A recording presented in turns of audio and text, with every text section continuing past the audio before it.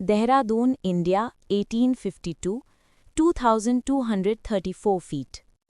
1852 में देहरादून में great trigonometrical survey of India का एक क्लर्क इंडिया के सर्वेयर जनरल के पास भागा भागा पहुंचा।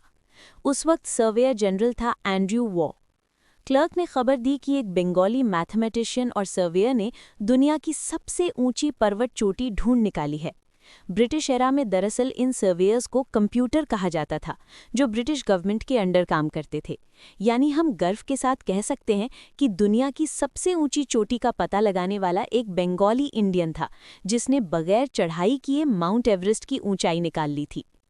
सर जॉर्ज एवरेस्ट, जो कि वॉ से पहले सर्वेयर जनरल था, उनके सम्मान में इस चोटी का नाम माउंट एवरेस्ट रखा गया।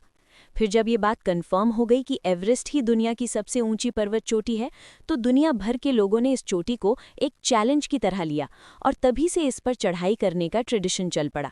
लेकिन इससे पहले कि कोई इस चोटी तक पहुंचता, 24 लोगों की जान गई, 15 मिशन हुए और कम से कम 101 साल लग गए, तब जाकर इंसान इस चोटी तक पहुंच पाया था। पहले के जो 8 मिशन ब्रिटिश के अंडर में हुए, उन लोगों ने तिब्बत की तरफ से माउंट एवरेस्ट पर चढ़ने की कोशिश की थी। फिजिकल फीचर्स के हिसाब से देखा जाए तो तिब्बत उनकी पहली चॉइस नहीं थी, लेकिन और कोई ऑप्शन भी नहीं था, क्योंकि नेपाल में तब फॉरेनर्स की एंट्री पर पाबंदी थी। फिर 1948 में जब तिब्बत चाइना के अंडर आया, तो तिब्बत के बॉर्डर भी फॉरेनर्स के लिए बंद हो गए।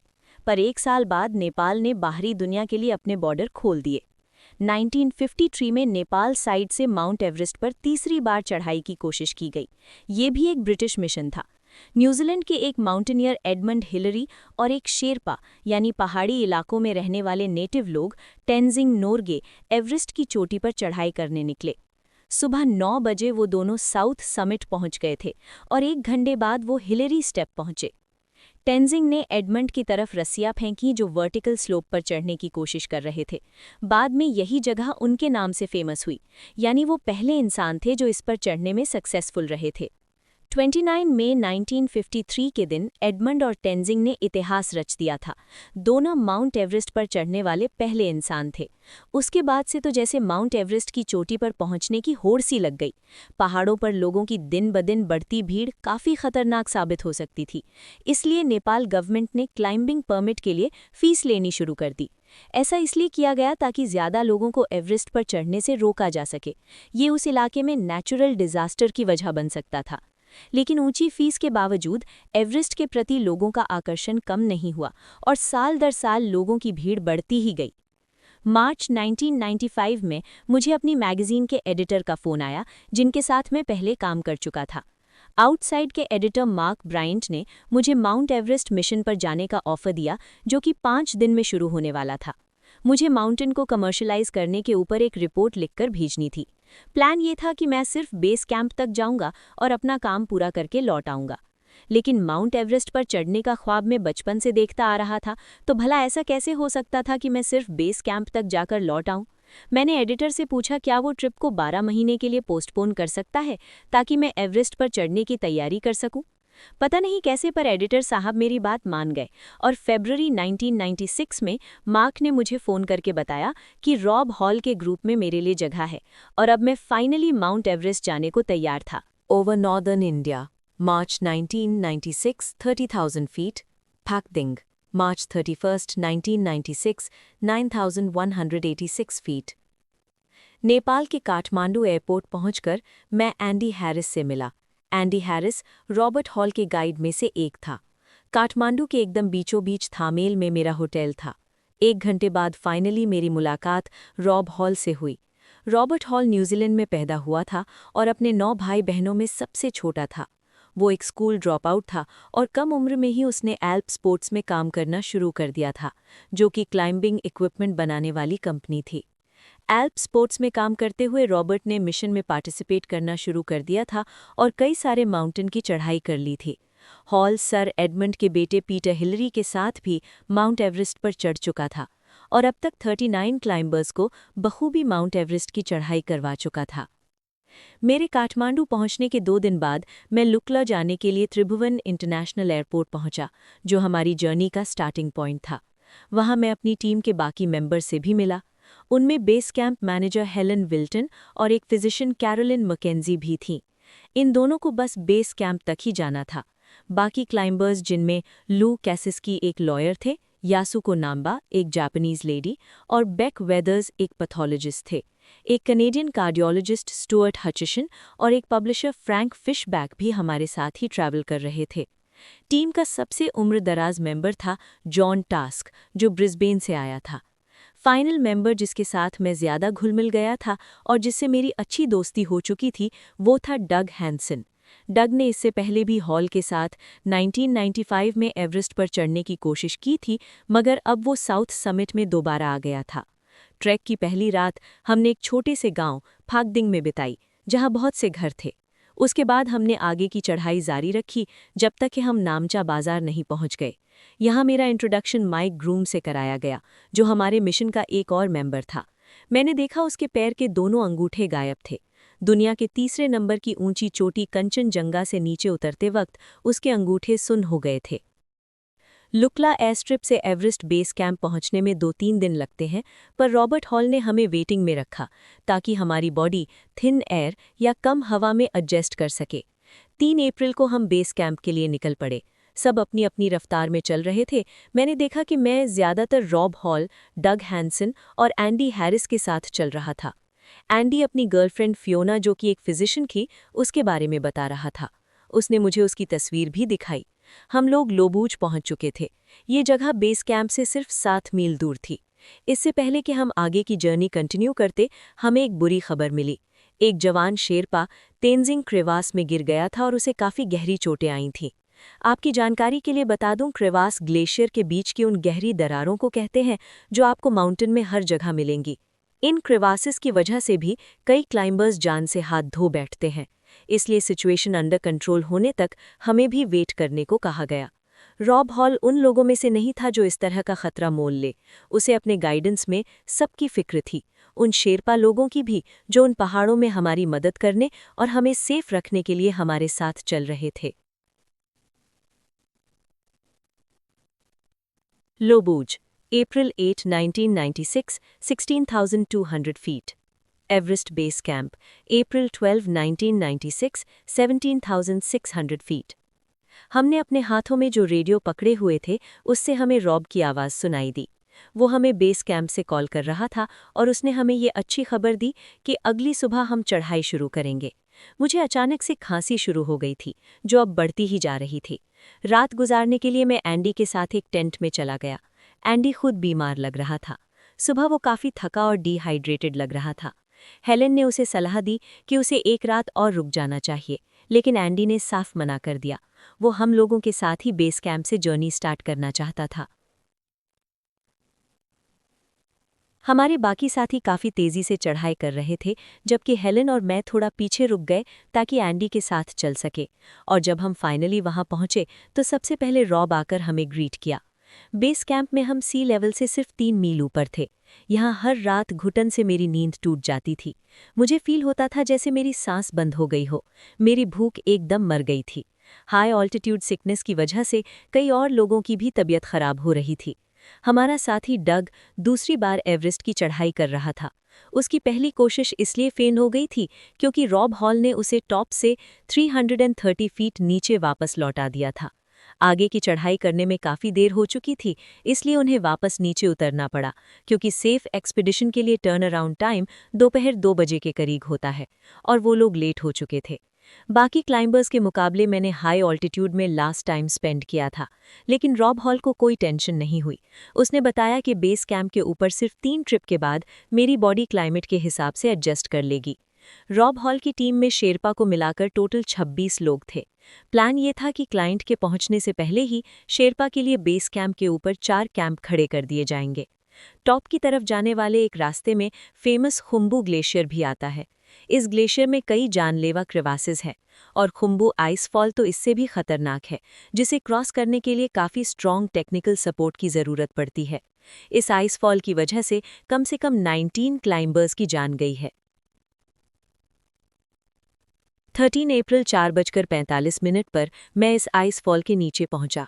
रॉब हॉल सबसे आगे थे और बाकी उन्हें फॉलो कर रहे थे। मैं इससे पहले भी कई आइसफॉल क्रॉस कर चुका हूँ, पर ये सबसे डरावना था। क्रेवासिस के ऊपर सीढ़ियां पड़ी हुई थीं। कई बार क्रेवासिस सिकुड़ सकती हैं तो सीढ़ियां मुड़ जाती थीं, और कभी क्रेवासिस के फैलने से सीढ़ियां एक साइड को झूलने लगती थीं। मेरा दिल बुरी तरह धड़क रहा था। 8:30 के करीब फाइनली मैं उस आइसफॉल के टॉप पर पहुंचा। रॉब हॉल ने पहले ही बोल रखा था कि वो कैंप 1 से सुबह 10 बजे तक लौट आएंगे, चाहे बाकी पहुंचे या ना पहुंचे। इसका कारण ये था कि दोपहर 12 बजे की सूरज की रोशनी में आइस फॉल पर चढ़ना बेहद रिस्की और अनस्टेबल हो सकता था। लेकिन खुशी की बात ये थी कि हर कोई टाइम से पहुंच गया, और रॉब इस बात से काफ़ी इम्प्रेस हुए। वहां से हमें बेस कैंप लौटने के लिए 1 और घंटे का टाइम लग गया। मैं सीधा अपने टेंट में सोने चला गया। हेलेन मुझे आवाज़ दे रही थी कि मेरी वाइफ लिंडा कॉल कर रही है। मैं कॉल अटेंड करने गया। मैंने लिंडा से सैटेलाइट फ़ोन पर बात की। लिंडा पहले खुद एक क्लाइंबर रह चुकी थी, लेकिन कुछ चोटों की वजह से उसे ये छोड़ना पड़ा था। हमारी शादी को 15 साल हो चुके थे। यहाँ आने से पहले जब वो मुझे एयरपोर्ट पर छोड़ने आई तो उसने मुझसे कहा था कि अगर इस मिशन में मेरी मौत हो गई तो उसे भी काफ़ी भारी कीमत चुकानी पड़ेगी। तब मैंने उसे तसल्ली देते हुए कहा था, घबराओ मत, मुझे कुछ नहीं होगा। कैंप 1 अप्रैल 13, 1996 19,500 फीट। ड्रीमर्स ऊंचे पहाड़ों पर चढ़ चुके थे। ऐसे लोग जिन्हें माउंटेनियरिंग का कोई एक्सपीरियंस भी नहीं था, वो भी दुनिया की सबसे ऊंची चोटी पर पहुंचे हैं। मैं खुद ज़्यादा एक्सपीरियंस्ड नहीं हूँ, लेकिन मैंने अपने चारों ओर ऐसे लोग भी देखे हैं जो अपनी पूरी लाइफ में किसी पहाड़ पर नहीं चढ़े। ऐसा लग रहा था जैसे बेस कैंप के आधे लोग किसी ख़याली दुनिया में खोए हैं। ऐसे बहुत से लोग थे जो एवरेस्ट की चोटी तक कामयाबी से पहुंच भी गए, और बहुत से ऐसे बदकिस्मत थे जो नाकामयाब रहे। 13 अप्रैल के दिन हम एक बार फिर से कैंप 1 पर चढ़े। तब तक ताइवानीज ग्रुप भी पहुंच चुका था, जो काफ़ी एक्सपीरियंस्ड लग रहे थे। वैसे उन्हें ग्लेशियर क्रॉस करने की टेक्निक और टूल्स वगैरह की ज़्यादा जानकारी नहीं थी। हम सब डरे हुए थे कि कहीं अगर वो किसी बर्फीले तूफान में फंसे तो सबको रेस्क्यू के लिए भागना पड़ेगा। खैर, सिर्फ ताइवानीज ही अकेले अंडर क्वालिफाइड लोग नहीं थे। वहाँ कई सारे सोलो क्लाइंबर्स भी आए हुए थे जो खतरनाक रास्तों से चढ़ाई कर रहे थे। कैंप 1 पर हमारे सेकंड ट्रिप के बाद हमने ऊपर चढ़ने से पहले बेस कैंप में 2 दिन आराम किया। अब मुझे लग रहा था कि मेरी बॉडी धीरे धीरे हाई ऑल्टीट्यूड के हिसाब से एडजस्ट हो रही है। सुबह 9 बजे जब हम कैंप 1 की मेन साइट में पहुंचे, मेरी मुलाकात एंग दौरजे से हुई। वो काफ़ी तगड़ा और मजबूत क्लाइंबर लग रहा था। एंग ठोस जमी हुई बर्फ पर टेंट गाड़ने की कोशिश कर रहा था। मैंने खुदाई में उसकी मदद की, पर मैं जल्दी ही थक गया। सारे शेरपा मुझ पर हंस रहे थे और कह रहे थे कि अभी तो हम कैंप 1 में ही हैं, जहां एयर थिक है, यानी ऑक्सीजन भरपूर है। ऊपर जब थिन एयर मिलेगी तो मेरा क्या होगा। हम जब कैंप 2 की तरफ बढ़ रहे थे तब ठंड हद से ज़्यादा बढ़ गई थी। टेम्परेचर फ्रीजिंग पॉइंट पर पहुंच चुका था, जिस वजह से आगे रास्ता काफ़ी धुंधला था। हम एक नीले प्लास्टिक शीट में लिपटी किसी चीज़ के पास से गुजर रहे थे। मैं उस चीज़ को गौर से देखते हुए समझने की कोशिश कर रहा था कि ये आखिर है क्या। तभी मुझे पता चला कि मैं एक लाश को घूर रहा हूँ। उस रात मैंने रॉब से पूछा वो किसकी बॉडी थी, तो उसने बताया कि वो एक शेरपा की बॉडी थी जो 3 साल पहले यहाँ मरा था। कैंप 2 में कुछ देर रहने के बाद जब मैं थोड़ी एक्सरसाइज करने ऊपर गया तो वहाँ मुझे एक और लाश पड़ी दिखी। ये लाशें एवरेस्ट पर पिछले 10 सालों से भी ज़्यादा वक्त से पड़ी थीं। मैंने लाख कोशिश की, पर इन लाशों की तस्वीर मेरे मन से हट ही नहीं रही थी। 22 अप्रैल के दिन हम कैंप 2 से वापस बेस कैंप में लौट आए। जब मैं अपने कैंप में लौटा तो मैंने देखा कि रॉब, डॉक्टर कैरोलिन और स्कॉट फिशर के डॉक्टर इंग्रिड हंट किसी से बातचीत कर रहे थे, जो ऊपर पहाड़ों पर खड़ा था। स्कॉट फिशर का शेरपा नागावंग ताउशे एक ग्लेशियर पर बैठा था। स्कॉट ने जब पूछताछ की तो पता चला कि उसकी तबीयत खराब है, और शेरपा कल्चर में ज़्यादातर मर्द अपनी बीमारी या तकलीफ के बारे में बोलते नहीं हैं, और जो बोलते हैं उन्हें ब्लैकलिस्ट कर दिया जाता है ताकि वो फ्यूचर में किसी भी मिशन में शामिल ना हो। स्कॉट ने अपने शेरपा को नीचे आने को कहा, लेकिन वो उसकी बात अनसुनी करके कैंप 2 की तरफ बढ़ता जा रहा था। खांसते वक्त उसके मुंह से खून निकल रहा था। उसे हाई ऑल्टीट्यूड पल्मोनरी एडिमा यानी हेप हुआ था। इस बीमारी में लंग्स के अंदर पानी भर जाता है, और बचने का तरीका यही है कि इंसान तुरंत लो ऑल्टीट्यूड में आ जाए। हॉल ने अपनी टीम को साथ में रहने को कहा, लेकिन स्कॉट ने अपनी टीम मेंबर्स को अपनी मर्जी से माउंटेन एक्सप्लोर करने की परमिशन दे दी थी, जिसका नतीजा ये हुआ कि इस घटना के वक्त नगावंग के आसपास सिर्फ 4 साथी थे और कोई भी गाइड मौजूद नहीं था। उसे पूरी रात ऑक्सीजन पर रखा गया और अब उसकी हालत में कुछ ठीक लग रही थी, लेकिन सुबह फिर से उसकी तबीयत तेजी से बिगड़ने लगी। लेकिन एक दूसरा शेरपा अब भी मानने को तैयार नहीं था कि नगावंग को हेप हुआ है। उसकी उल्टियां रुकने का नाम नहीं ले रही थी और शरीर एकदम नीला पड़ गया था। उसे कार्डियक अरेस्ट आया था, जिससे उसे सांस लेने में तकलीफ हो रही थी। उल्टियों के बावजूद इंग्रिड उसे माउथ टू माउथ सांस दे रही थी। आखिर में 10 मिनट बाद किसी तरह उसकी पल्स वापस आई। हेलीकॉप्टर इवैक्यूएशन की रिक्वेस्ट भेज दी गई थी। वो लोग नगावंग को हॉस्पिटल लेकर गए। उसका वेट घटकर 80 पाउंड से भी कम हो गया था और आखिरकार 2 महीने बाद उसकी मौत हो गई। Camp 2, April 28, 1996, 21,300 feet. Lhotse Face, April 29, 1996, 23,400 feet. 2 दिन पहले हम लोग दिन भर चढ़ाई करने के बाद कैंप 1 से कैंप 2 पहुंचे थे और अब कैंप 3 की जर्नी के लिए तैयार थे। इस वक्त सुबह के 4 बज रहे थे और हमें 3:45 तक निकलना था। मैं तैयार हुआ। मुझे भूख तो नहीं थी, पर मैंने ज़बरदस्ती एक कैंडी बार खाई और थोड़ी सी चाय पी। हम अभी चढ़ाई शुरू करने ही जा रहे थे कि हमने रेडियो पर रॉब को सुना। वो बोल रहा था कि मौसम बेहद ख़राब है और काफ़ी तेज़ हवाएं चल रही हैं, इसलिए हम लोग नीचे उतर आए। हम एक बार फिर से कैंप 2 की तरफ बढ़े और दोपहर होते होते पहुंच गए। नेपाल आने से पहले डग की एक छोटी गले की सर्जरी हुई थी। उसकी विंड पाइप अभी पूरी तरह हील नहीं हुई थी, इसलिए उसे बोलने में भी तकलीफ हो रही थी। वो ये सोचकर और परेशान हो रहा कि वो चढ़ाई नहीं कर पाएगा। अपने दोस्त के लिए मुझे काफ़ी दुख हो रहा था, क्योंकि वो दूसरी बार आया था इस उम्मीद से कि एवरेस्ट पर चढ़ाई कर सके। हम सबका ठंड के मारे बुरा हाल था और वहाँ मिशन के लीडर्स किसी बात पर बहस कर रहे थे। आखिर में फैसला लिया गया कि स्कॉट की टीम, हॉल की टीम, ताइवानीज टीम और एक और साउथ अफ्रीकन टीम में से हर एक टीम के 2 मेंबर ऊपर जाकर रस्सियां फिक्स कराएंगे, पर दूसरी टीम सहयोग करने को तैयार नहीं थी। ताइवानीज टीम के लीडर ने रॉब से माफ़ी मांग ली थी, पर साउथ अफ्रीकन टीम का लीडर रॉब की इंसल्ट किए जा रहा था। उसने रॉब से कहा कि किसी ने भी उसके गाइड के पास आकर हेल्प नहीं मांगी थी। डग को छोड़कर हर कोई कैंप 3 पर चढ़ने की तैयारी कर रहा था। वो गला ठीक होने तक बेस कैंप में ही रुका रहा। अगले दिन हम वापस कैंप 2 आए और 1 मई को बेस कैंप पहुंचे। रॉबर्ट हॉल की स्ट्रैटेजी मुझ पर अच्छा असर कर रही थी। बेस कैंप पर एयर अब थोड़ी थिक लग रही थी, लेकिन मेरी खांसी रुकने का नाम नहीं ले रही थी। हॉल का प्लान था कि हम लोग फाइनली 10 मई को टॉप पर पहुंचने के लिए चढ़ाई करेंगे, और यही प्लान स्कॉट फिशर और उसकी टीम का भी था। Base camp, May 6, 1996, 17,600 feet. Camp 3, May 9, 1996, 24,000 feet. Southeast Ridge, May 10, 1996, 27,600 feet. 6 मई को हम एक बार फिर से बेस कैंप से कैंप 2 की तरफ चल पड़े। कैंप 2 में फिशर अपने गाइड एनाटोली बुकरीव को इंस्ट्रक्शन दे रहा था कि वो ग्रुप के साथ रहे और सब पर नज़र रखे, पर बुकरीव ने उसकी बात एक कान से सुनकर दूसरे कान से निकाल दी और खुद सोने चला गया। वो लास्ट क्लाइंट से 5 घंटे बाद कैंप 2 पहुंचा था। एक और टीममेट क्रूज जब सरदर्द की वजह से बेहोश हो गया था, तब बुकरीव वहां से गायब था। पूरे मिशन में दोनों के बीच तनातनी रही। वैसे फिशर ने बुकरीव को इस मिशन के लिए अच्छी खासी फीस दी थी, इसके बावजूद वो फिशर की उम्मीदों पर पूरा नहीं उतरा पाया था।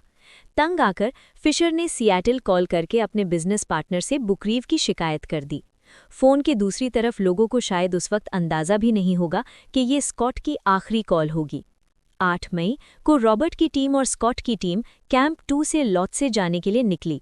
हम सबको अपनी बाकी की जर्नी के लिए ऑक्सीजन टैंक और मास्क पकड़ा दिए गए। पूरी रात रॉब हमें ऑक्सीजन टैंक से सांस लेना सिखाता रहा।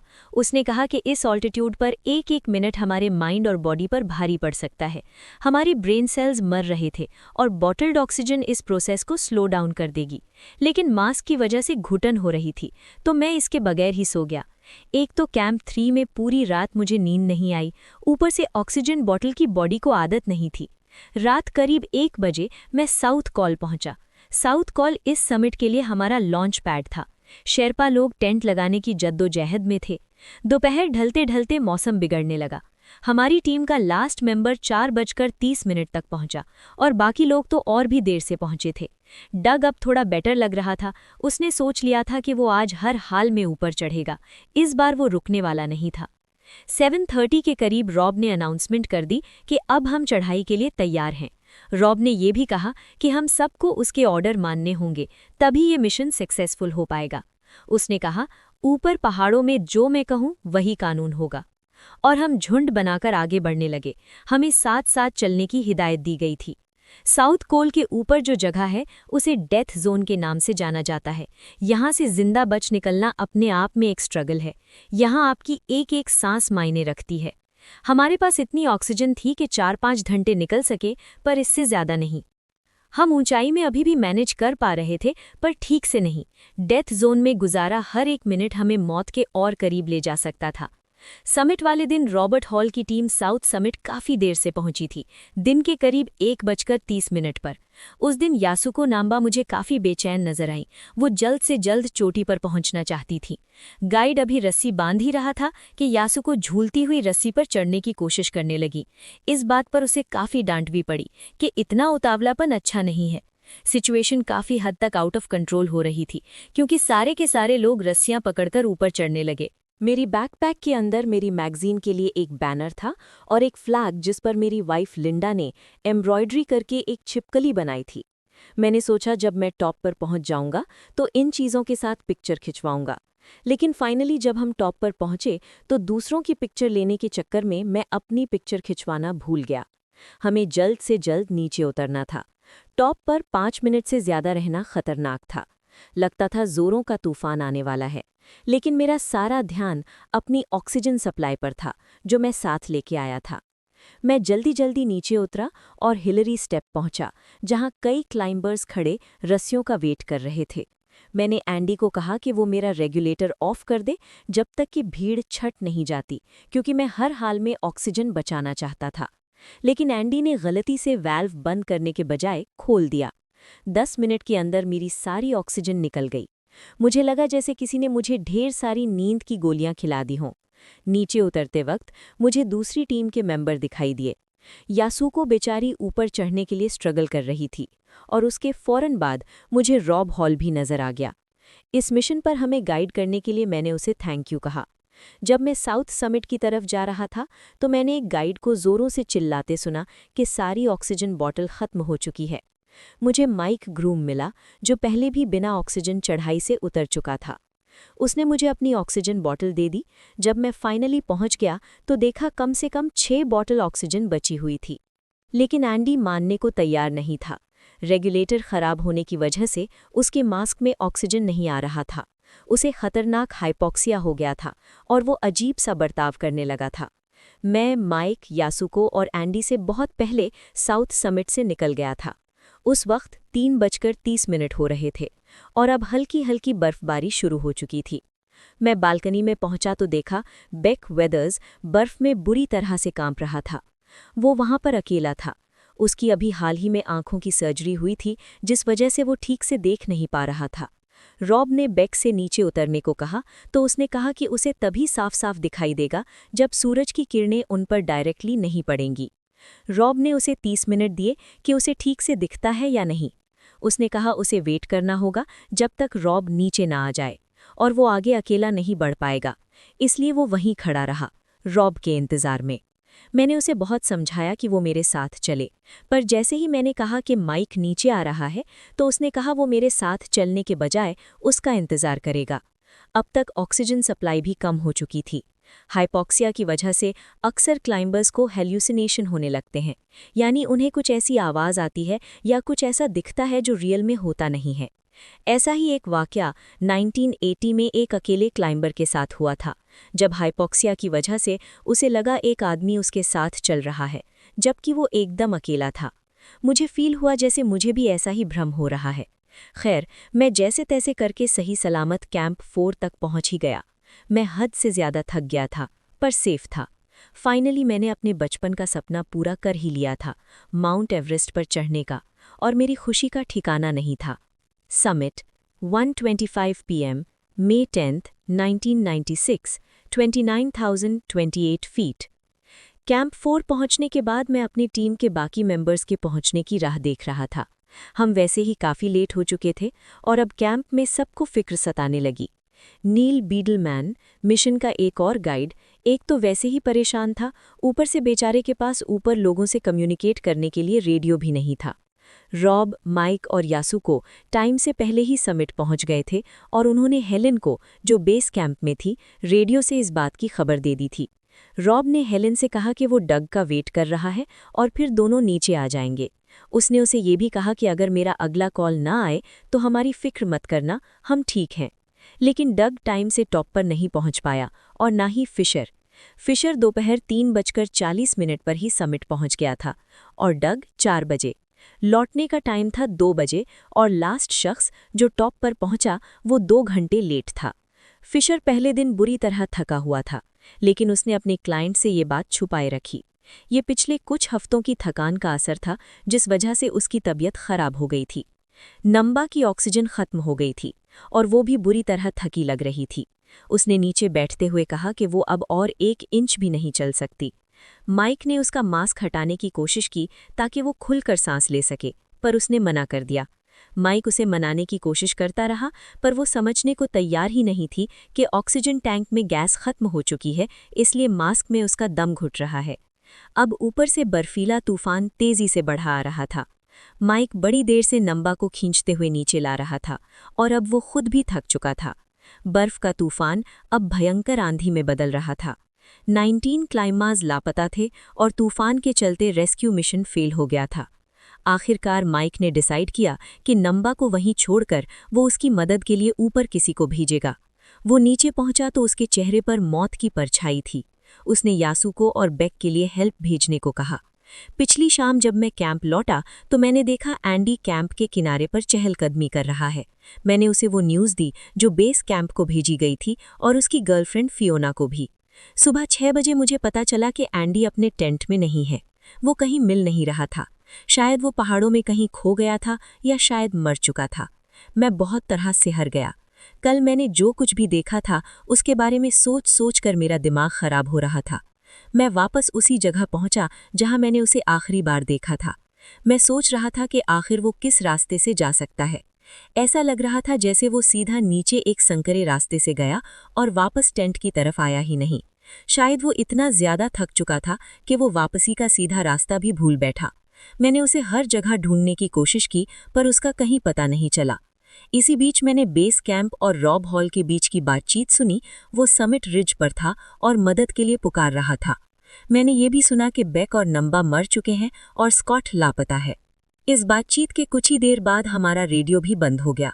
हम साउथ अफ्रीकन टीम के पास रेडियो मांगने गए, लेकिन उन लोगों ने ये जानते हुए भी कि ये किसी की जिंदगी और मौत का सवाल है, हमें अपना रेडियो देने से साफ मना कर दिया। इस घटना के कई महीनों बाद जब मैं लोगों के इंटरव्यू ले रहा था तो मैंने एक और क्लाइंबर मार्टिन एडम्स का भी इंटरव्यू लिया। जब उसने मुझे अपना एक्सपीरियंस सुनाया तो बताया कि टेंट में पहुंचने के कुछ ही देर पहले उसने किसी से टेंट का रास्ता पूछा था। खूब माथापच्ची करने के बाद हमें ये बात समझ आई कि जिस आदमी को मैंने एंडी हैरिस समझकर टेंट की तरफ आते देखा था वो असल में मार्टिन एडम्स था। और 2 महीने से मैं सबको यही कहानी सुना रहा था कि मैंने एंडी हैरिस को साउथ कॉलम के एज से नीचे की तरफ जाते देखा था। यानी मैंने उस दिन एंडी हैरिस को देखा ही नहीं था। पर एंडी हैरिस के साथ असल में क्या हुआ, वो जिंदा है या मर चुका है, ये कोई नहीं जानता। एंडी हैरिस का केस हमारे लिए आज तक एक रहस्य बना हुआ है। समिट 3:40 पर 10 मई 1996, 29,028 फीट। स्कॉट दिन के 3:40 पर समिट टॉप पर पहुंचा था, जहां उसे अपना हेड शेरपा लोपसांग जंगबू मिल गया था। दूसरा गाइड हॉल डग का वेट कर रहा था। स्कॉट की तबीयत ठीक नहीं थी, इसलिए लोपसांग ने उसे चाय ऑफर की। उसने थोड़ी सी चाय पी और अपना मास्क भी उतार दिया, हालांकि उसके पास काफ़ी ऑक्सीजन मौजूद था। स्कॉट और उसका ग्रुप जब वहां से निकल गए तो कुछ ही देर बाद डग भी टॉप पर पहुंच गया। आज भी लोग ये सोचकर हैरान होते हैं कि रॉब ने डग को काफ़ी पहले ही क्यों नहीं लौटा दिया था, जबकि उसे पहाड़ों का अच्छा खासा अनुभव था और वो जानता था कि आगे क्या क्या खतरा हो सकता है। हॉल ने डग को 2:30 के करीब वापस लौटने के लिए कहा था, पर यह डग की पहली चढ़ाई नहीं थी। पहली बार फेल होने के बाद हॉल ने उसे कई बार कॉल करके फिर से ट्राई करने को कहा था और इस बार डग को पूरा यकीन था कि वो टॉप पर पहुंचने के लिए कुछ भी कर जाएगा, क्योंकि हॉल ने ही डग को सेकंड चांस लेने के लिए कन्विंस किया था। तो भला अब कैसे वो उसे वापस लौटने को कहता। दोनों 1 या 2 मिनट तक वहां रहे और फिर जल्दी जल्दी नीचे उतर गए। डग की ऑक्सीजन ऊपर चढ़ते वक्त ही खत्म हो चुकी थी। हालांकि साउथ समिट में 2 बोतल पड़ी हुई थीं जिन्हें रॉब नीचे उतरते वक्त ले सकता था। एंडी हैरिस ने पहले गलती से कह दिया था कि सारी ऑक्सीजन खत्म हो चुकी है। उस वक्त शायद वो हाइपॉक्सिक की हालत में बड़बड़ा रहा था। माइक ग्रूम ने एंडी और रॉब की बातचीत सुन ली थी, तो वो उसे सही इन्फॉर्मेशन देना चाहता था, पर बदकिस्मती से उसका रेडियो खराब हो गया था। दोनों जब हिलरी स्टेप पहुंचे तो रॉब के लिए डग को नीचे लेकर जाना मुश्किल हो गया, हालांकि वो खुद नीचे उतर गया था। लोब्सांग को रास्ते में एंडी मिला। उसे पता चल गया था कि साउथ समिट में काफ़ी ऑक्सीजन पड़ी है। एंडी ने लोब्सांग से रिक्वेस्ट की कि वो रॉब और डग तक ऑक्सीजन पहुंचा दे, बदले में वो उसे $500 देगा। पर लोब्सांग ने ये कहते हुए इनकार कर दिया कि उस पर अपने ग्रुप की जिम्मेदारी है और वो उन्हें छोड़कर कहीं नहीं जा सकता। पर हैरिस नीचे नहीं उतरा। उसने बहादुरी दिखाते हुए उन 2 लोगों की मदद करने का फैसला किया जो ऊपर फंसे हुए थे। स्कॉट अब तक बेहद फ्रस्ट्रेट हो चुका था। थकान के मारे उसका बुरा हाल था और वो पागलों की तरह बड़बड़ाए जा रहा था, यहाँ तक कि वो नीचे कूदकर अपनी जान देने जा रहा था। पर सही टाइम पर लोब्सांग ने उसे पकड़कर एक रस्सी से बांध दिया। दोनों आदमी नीचे की तरफ उतरने लगे तो उन्हें मकालू गाओ मिला, ताइवानीज ग्रुप का लीडर। गाओ और स्कॉट बिल्कुल भी हिलडुल नहीं पा रहे थे। लोब्सांग स्कॉट को अपने कंधों पर उठाने की कोशिश करने लगा, लेकिन स्कॉट काफ़ी भरकम था, इसलिए वो उसे उठा नहीं पा रहा था। लोब्सांग ने डिसाइड किया कि वो अकेला ही नीचे उतरेगा और स्कॉट के लिए मदद भेजेगा। अगली सुबह रॉब हॉल 4:43 पर साउथ समिट पहुंच गया। इस बार ना तो डग और ना ही एंडी उसके साथ थे। वो काफ़ी कंफ्यूज था और रेडियो पर बेस कैंप के डॉक्टर से बात करते हुए अजीबोगरीब बातें कर रहा था। उसके पास ऑक्सीजन की कमी नहीं थी, पर उसके मास्क में बर्फ भर गई थी। वो बार बार यही बोल रहा था कि उसके क्लाइंट्स कहाँ हैं और एंडी कहाँ है, तो डॉक्टर को उससे झूठ बोलना पड़ा कि एंडी नीचे बेस कैंप में है।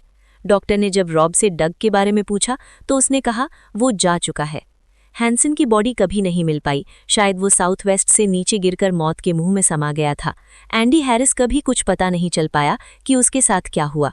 सुबह 9 बजे के करीब फाइनली हॉल ने अपने मास्क से सारी बर्फ हटाई। उसने जमीन से 28,700 फीट ऊपर बिना गैस के 16 घंटे गुजारे थे। सुबह 9:30 पर 2 शेरपा ऑक्सीजन सप्लाई और चाय लेकर ऊपर आए और हॉल को बचा लिया गया। 3 शेरपा स्कॉट और गाओ को रेस्क्यू करने गए थे। जब वो लोग उनके पास पहुंचे तो स्कॉट की सांस मुश्किल से चल रही थी। शेरपास को लगा शायद स्कॉट अब नहीं बचेगा, इसलिए उन्होंने उसे वहीं छोड़ दिया और गाओ को साथ लेकर नीचे उतर गए। जो शेरपा हॉल को रेस्क्यू करने ऊपर चढ़े थे, अब वो जल्दी जल्दी नीचे उतर रहे थे क्योंकि ठंड काफ़ी बढ़ गई थी और तेज़ हवाएं चलने लगी थीं। उस वक्त दोपहर के करीब 3:30 बज रहे थे। रॉब के दोस्त उसे कन्विंस कर रहे थे कि वो थोड़ी हिम्मत रखे और नीचे उतरने की कोशिश करे, लेकिन वो यही बोले जा रहा था कि अगर वो ऐसा कर सकता तो 6 घंटे पहले ही कर चुका होता। उसने कहा कि वो कुछ लड़कों को थोड़ी चाय लेकर ऊपर भेजे, मैं ठीक हो जाऊंगा। शाम के 6:20 पर रॉब ने अपनी वाइफ से बात की। बोलने से पहले उसने थोड़ी सी बर्फ खा ली थी क्योंकि उसका मुंह सूख रहा था। उसने आखिरी बार अपनी वाइफ को यही कहा कि वो उसे बहुत प्यार करता है और वो उसकी चिंता ना करे और सो जाए। इस आखिरी कॉल के बाद रॉब से कांटेक्ट करने की कई बार कोशिश की गई, पर उसने जवाब नहीं दिया और 12 घंटे बाद रॉब हॉल की डेड बॉडी ताज़ी गिरी बर्फ पर पड़ी मिली थी। North east ridge, May 10, 1996, 28,550 feet. South Cole, 7:30 a.m., May 11, 1996, 26,000 feet. The Geneva Spur, 9:45 a.m., May 12, 1996, 25,900 feet. Everest Base Camp, May 13, 1996, 17,600 feet. 4 Sherpa को नंबा और बेक की डेड बॉडी ढूंढने ऊपर भेजा गया। दोनों बॉडी बर्फ में आधी ढकी हुई मिली। उन्हें पहले नंबा की बॉडी मिली तो उन्हें पता चला कि उसकी सांस अभी चल रही थी। उसके बाद जब उन्होंने बेक की बॉडी को पलटकर उसके चेहरे से बर्फ हटाई तो पता चला वो भी अभी जिंदा था। इसका एक ग्लव गायब था और उसे बुरी तरह से फ्रॉस्ट बाइट हुआ था, यानी वो जगह सुन्न हो गया था। लेकिन शेरपाज ने आपस में फैसला कर लिया था कि उन्हें नीचे कैंप 4 तक घसीट कर ले जाने का कोई फायदा नहीं है और जो लोग जिंदा हैं उनकी जान खतरे में पड़ सकती है। बेक बर्फ पर पड़ा रहा और अगले दिन दोपहर तक बेक को होश आ गया था। वो गिरते पड़ते किसी तरह टेंट तक पहुंचा।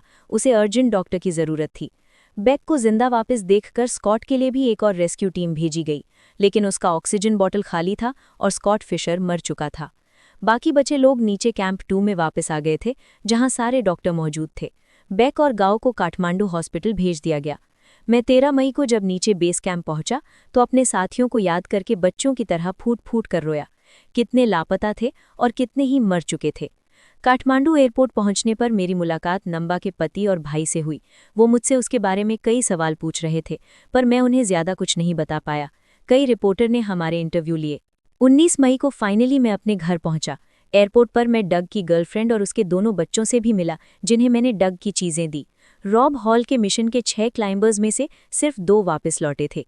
मुझे हमेशा महसूस होता रहा कि एंडी की मौत में मेरा कहीं न कहीं डायरेक्ट हाथ था, और नंबा जब जिंदगी और मौत की लड़ाई लड़ रही थी, उस वक्त मैं अपनी टेंट में उससे सिर्फ 350 यार्ड्स दूर था। मैं कई महीनों उदास और दुखी रहा, पर आज तक मेरे दिल से ये पछतावा नहीं गया कि मैं उन्हें बचा सकता था। माउंट एवरेस्ट की चोटी तक पहुंच पाना एक बेहद एक्स्ट्राऑर्डिनरी टास्क है, जिसमें कई बार दुनिया के बड़े से बड़े माउंटेनियर फेल हो जाते हैं और जान से हाथ धो बैठते हैं। मैं खुद अपने एक्सपीरियंस से ये कह सकता हूँ कि चोटी पर चढ़ना तो फिर भी आसान है, पर नीचे जिंदा लौट आना कहीं ज़्यादा मुश्किल है।